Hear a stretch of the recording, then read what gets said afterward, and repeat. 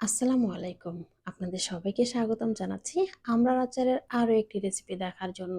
আমড়া আচারের এই রেসিপিটি দুর্দান্ত টেস্ট হয়। সারা বছর জুড়ে সংরক্ষণ করে বিভিন্ন ধরনের খিচুড়ি, পোলাও অথবা ভাতের সাথে কিন্তু সার্ভ করা যাবে।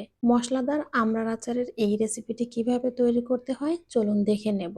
শুরুতে চুলায় একটি প্যান দিয়েছি, তাতে দিয়ে দিচ্ছি 2 টেবিল চামচ মেথি দানা, সেই সাথে দিয়ে দিব 1 টেবিল চামচ জিরা, আরও দিয়ে দিচ্ছি 2 টেবিল চামচ মৌরি।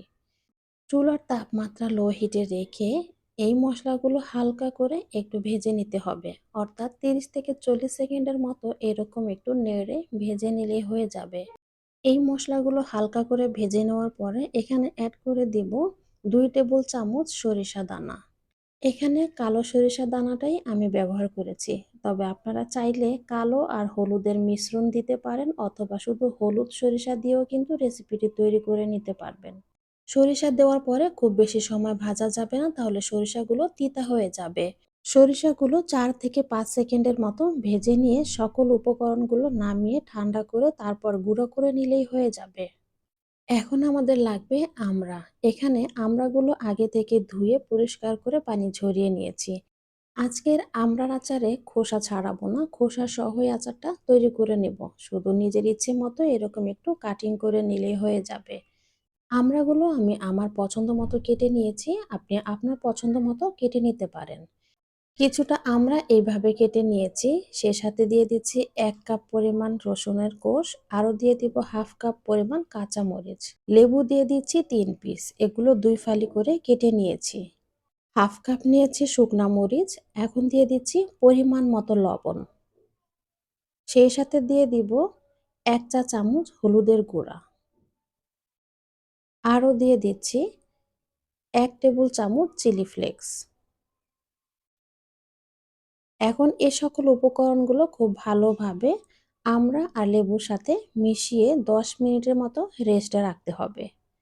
এখন চুলায় একটি প্যান দিয়ে তাতে 2 কাপ সরিষার তেল দিয়ে দিব। মিডিয়াম হিটে এই তেলগুলো প্রথমত একটু ভালোভাবে গরম করে নিতে হবে। যখন তেলের মাঝে থাকা বুদবুদগুলো নিচ থেকে উপরের দিকে উঠতে শুরু করবে, এমন অবস্থায় চুলা বন্ধ করে দিয়ে তেলগুলো নেড়ে ঠান্ডা করে নিতে হবে। যেহেতু আমরা আর মশলায় আচার তৈরি করছি, তাই মশলার পরিমাণটা অবশ্যই একটু বেশি হতে হবে। এখন দিয়ে দিচ্ছি 2 চা চামচ মেথি দানা, 2 চা চামচ সরিষা দানা, 2 চা চামচ রাঁধুনি মশলা। এগুলো দিয়ে একটু ভালোভাবে নেড়ে নিতে হবে। চুলা বন্ধ করে রেখে তেলের মাঝে এই মশলাগুলো দিতে হবে, তা না হলে কিন্তু মশলাগুলো পুড়ে যাবে। যখন সুন্দর একটি গন্ধ ছড়িয়ে যাবে তখন এখানে দিয়ে দিচ্ছি 2 টেবিল চামচ আদা রসুনের পেস্ট। একই তেলে আদা রসুনের পেস্টগুলো 30 থেকে 40 সেকেন্ডের মতো ভেজে নেব। চুলার তাপমাত্রা কিন্তু এখনো বন্ধই আছে। মশলাগুলো অবশ্যই কুসুম গরম তেলে ভেজে নিতে হবে, তা না হলে কিন্তু আচারটা অনেকটাই তিতা হয়ে যাবে। এখন মেরিনেট করা আমড়া লেবুগুলো সবটাই দিয়ে দেব। তারপরে চুলার তাপমাত্রা মিডিয়াম হিটে এনে এই আচারটা তৈরি করে নিতে হবে। মশলাদার তেলের মাঝে আচারগুলো কিছুক্ষণ সময় এরকম একটু ভেজে নেব। 1 মিনিট সময় নিয়ে আচারগুলো যখন ভাজা হয়ে যাবে, তখন এই আচারগুলো অবশ্যই কিছুক্ষণ সময়ের জন্য ঢেকে নেব। 1.5 থেকে 2 মিনিট ঢেকে রান্না করে নিয়েছি। এখন আচারগুলোর মাঝে দিয়ে দিচ্ছি 1 চা চামচ বিট লবণ, সেই সাথে দিয়ে দিব 1 টেবিল চামচ চিনি, আরও দিয়ে দিচ্ছি 2 চা চামচ কালো জিরা। এখন এই সকল উপকরণের সাথে আচারগুলো আবারও ভালোভাবে মিশিয়ে নেব। আমড়ার এই মিশ্রণ আচারটি টক খেতে আমার কাছে বেশি ভালো লাগে, তবে আপনারা চাইলে এখানে চিনির পরিমাণটা আরও বাড়িয়ে দিতে পারেন। এখন দিয়ে দিচ্ছি গুঁড়ো করে রাখা যে মশলাগুলো ছিল তার থেকে কিছুটা অংশ দিয়ে আবারও ভালোভাবে নেড়ে নেব। এ পর্যায়ে কিন্তু আমড়ার পানিগুলো অনেকটাই শুকিয়ে এসেছে, যেটা দেখেই বোঝা যাচ্ছে। এবার দিয়ে দিব 1 টেবিল চামচ শুকনা মরিচের গুঁড়া। হালকা একটু ঝাল হবে, আবার কালারটাও খুব সুন্দর আসবে। এখন এই মরিচের গুঁড়ার সাথে ভালোভাবে আচারগুলো মিশিয়ে নিয়েছি। আর অবশিষ্ট রাখা যে মশলাগুলো ছিল সেখান থেকে অর্ধেকটা মশলা আবারও দিয়ে দিচ্ছি। অবশিষ্ট মশলাগুলো কখন ব্যবহার করতে হবে সেটাও দেখিয়ে দেব। মশলাদার আচারে মশলার পরিমাণটা একটু বেশি হলে খেতে ভালো লাগবে। এই আচারটা যতটাই পুরাতন হবে ততই কিন্তু এর টেস্ট বাড়তে থাকবে। মশলায় আমড়া আচার তৈরি করে নেওয়া অন্য সব আচারের থেকে একদমই আলাদা আর খুব ঝটপট তৈরি করে নেওয়া যাবে। আমড়ার মশলাই আচারে লেবুগুলো খোসা সহই আমি ব্যবহার করেছি।